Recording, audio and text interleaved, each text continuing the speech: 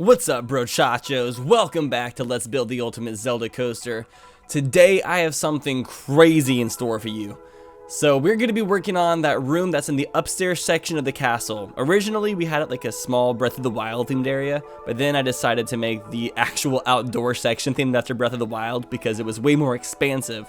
So we are going to be remodeling this room today, and I got a little bit ambitious, but I think it's for the better because we gotta have some good first impressions when the ride starts for our guests. So one of the games that I felt was being a little bit underrepresented by this coaster was Ocarina of Time. We have a few little Easter eggs that hint towards Ocarina of Time, but I wanted to do something more, especially after Zooter. So today we are going to be theming this room after Kakariko Village. Now I'm not going to be able to fit the whole entire village in here, but I'm going to fit in as much as I possibly can. You'll definitely be able to tell that it's Kakariko. A few houses will be left out, but it's a kind of small room, so I can't really do much about that. Now I want to do something cool, so I want to have the coaster go through this room, and then at one point it goes behind the windmill, and then when you come from behind the windmill, everything's on fire, kind of like Ganondorf has burned down the village, and that'll kind of set the mood for the coaster, like, hey, oh no, our village is on fire, it's under attack, we need your help, Link, to save us. And then you go down into the dungeon and you fight a boss, which I'll kind of show you guys what that's going to look like at the end of the episode. And that'll sort of be the dynamic story that we have. Now while building this town, I'm trying to replicate the look of the village as best as I possibly can.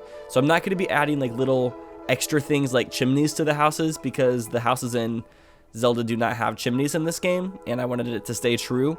When building some of these houses, I'm like, oh, I should put some windows right here or a chimney, but they're not there in the original game, so I'm not going to be putting them, but I think it'll still look really good overall. And when I'm building, if you're ever wondering, oh my gosh, how is he building so fast without taking any breaks or anything? Just to let you know, I do edit these videos quite a bit. Like whenever I'm going through all of the items looking for the next thing to build with, I usually edit that out because it usually takes me like 20 to 30 seconds sometimes to find the piece that I need.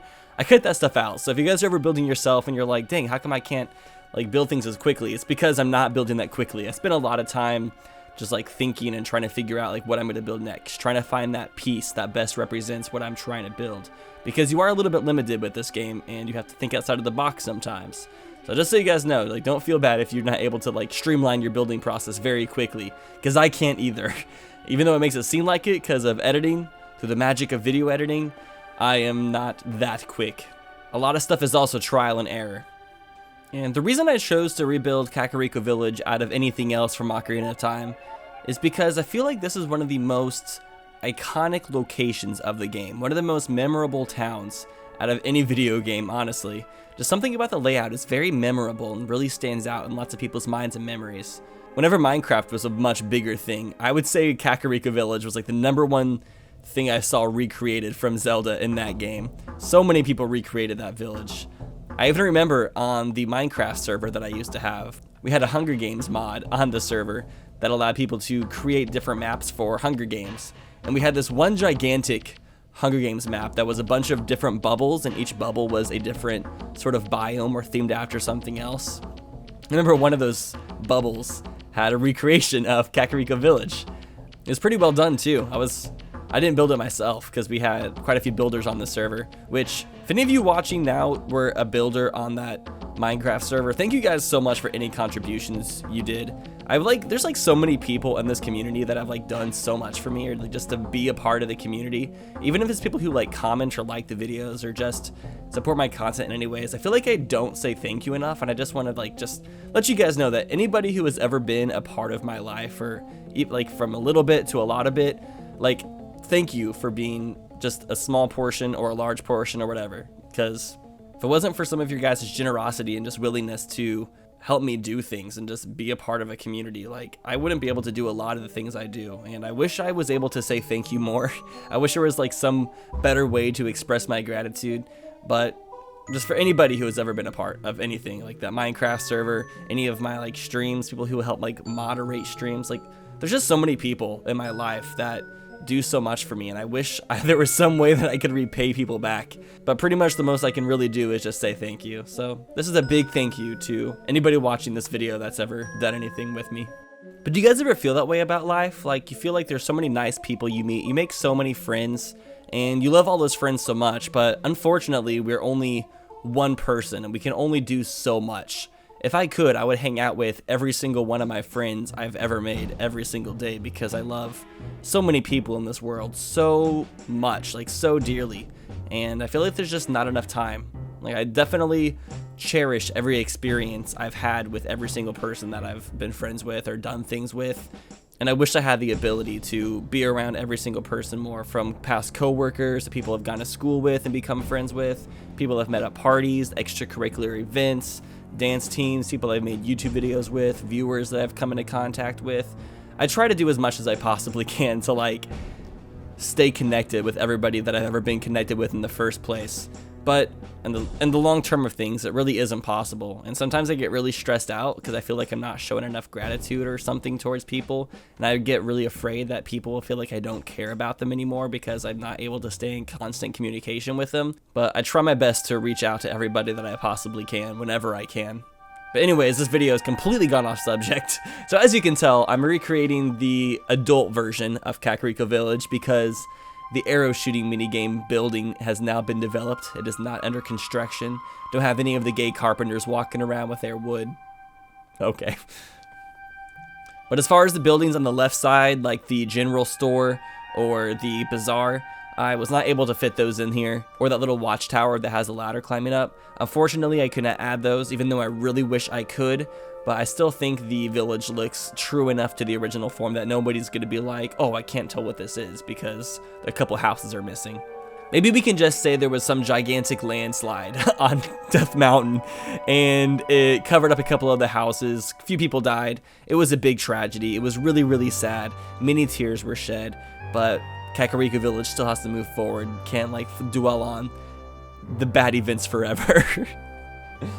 And something else you might notice that I just did is I added some extra bushes and rocks that aren't normally there, just to make it have a little bit more wildlife, because I feel like if they recreated Kakariko Village in today's era, they probably would have put a few more bushes and stuff. I think they just didn't put them because they didn't have a lot of bush models in Ocarina of Time in the first place. There's a few, but not really very much. So I took a little bit of creative freedom, but as far as the structures go, I try to stay pretty on point. So next I built the coaster through the town, and I didn't add as much track in here as there originally was. For one, because this coaster is already super duper long, and I don't feel like it doesn't need to be too much longer. Like, it's a really long coaster. It's already like 2 or 3 times longer than the longest coaster in the park. And second, I didn't want the coaster to get too in the way of the actual design of the town. I'm probably gonna go back and change the track a little bit, because I'm like looking back on it during editing, I wasn't very happy with it. I think I might add like 1 extra like helix or something, but yeah. Overall though, I'm very happy that I came back and finished this room. It was one of those things that was kind of bothering me, especially since it's towards the beginning of the coaster, but I still just wasn't fully sure what I wanted to put in here. But also thank you guys for your comments, giving me some suggestions. Quite a few of you suggested Kakariko Village, which was one of the reasons why I chose it. Another thing that was suggested by a lot of people was Clocktown from Majora's Mask, and I wanted to do that, but I really just felt like there was not enough space to capture or encapsulate the feeling of Clocktown.